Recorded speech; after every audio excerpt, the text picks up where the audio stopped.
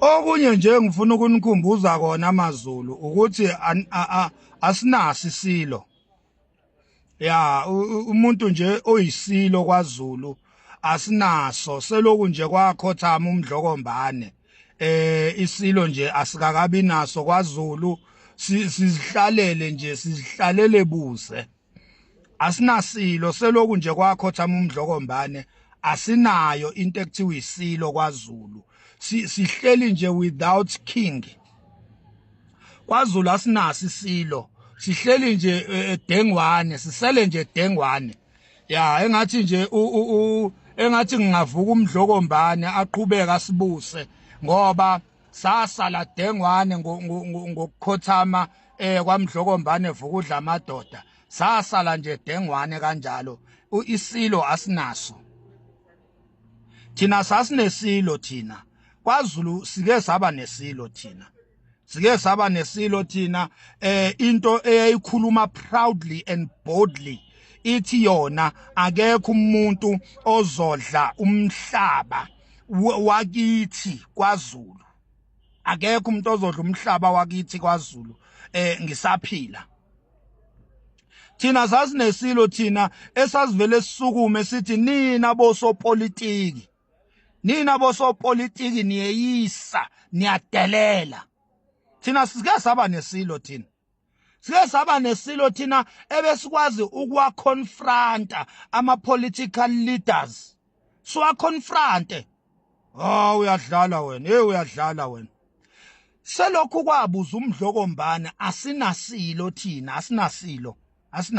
Asinaso nje isilo thina esabekwa amaRoma, isilo esabekwa amaRoma abelungu basigxisha amaringi esingawazi ukuthi awani. Asinayo lonto le. Isilo esiloboloma beingane babanye abafana. Isilo esidivoza izingane zabantu.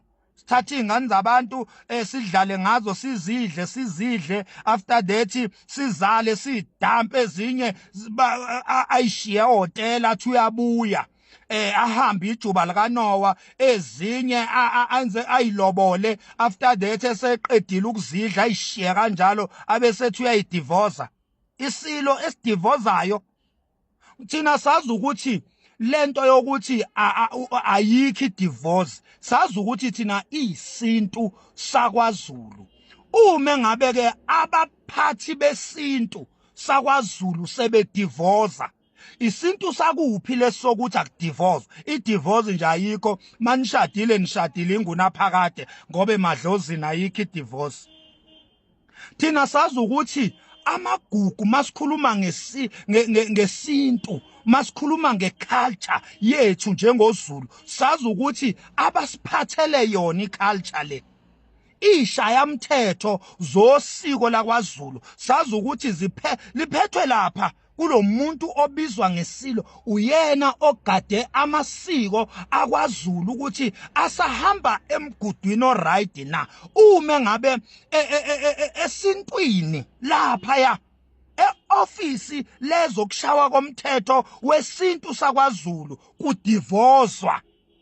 Isiphi ke thina isintu esisele naso njengoZulu?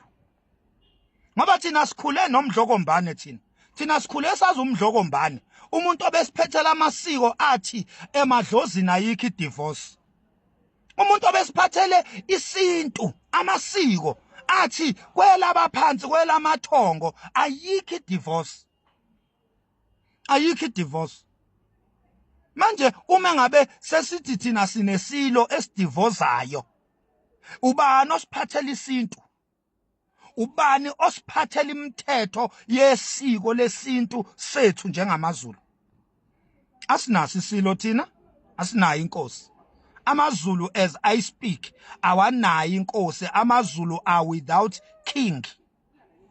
Njengamanje asinayo inkosi thina. Selokhu kwabuza isilo umdlokombane isizwe sasala singenankosi sivela obala njengezinqe zembuzi sisele dengwane asinankosi. wemaZulu ake ngene la emakhandeni ukuthi thina njengesizwe salahlekelwa inkosi maqede sasala dengwane asinankosi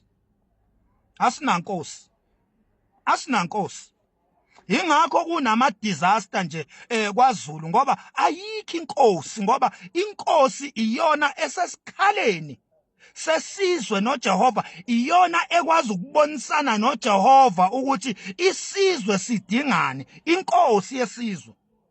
Uma ngabe isizwe singenankosi isizwe sihlaselwa ziqalekiso njoba izinga lepoverty likhuphuka kangaka nezingane siyajabula sithi ziyaphasa ezikoleni kodwa ziphasela ama drugs ziphasela ubugebengu ngoba ayikho inkosi enxusela isizwe ukuthi njoba izingane eziphasileke nje na umyalezo weingane oduduza izingane ebese inkosi ingene esigodlweni iyonxusela isizwe kwelamathongo izingane zithola inhlanhla zithola imisebenzi zithola amabhasara njoba ifundile iphasile izingane ziphasela ukuthatha labo matric bazo zihambe ziyodla ama drugs ngazo ezinye ziyodayisa imizimba no matric ngoba isizwe asinankosi. Inkosi ibhizi nezinkinga zama divorce yehle enyuke emacourt inkosi isolve inkinga zayo zama divorce isizwe sisikhathadi isizwe sidengwane asinankosi isizwe asina umbrella isizwe asina sithunzi asinanhloko isizwe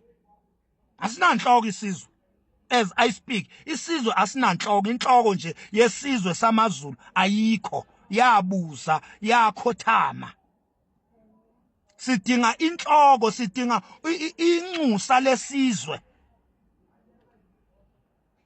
bekuthi nje anginikhumbuze lokho bakwethu seningakukhuluma ke nikukhulumayo seningayenza into eniyenzayo kade niyangidakelwa.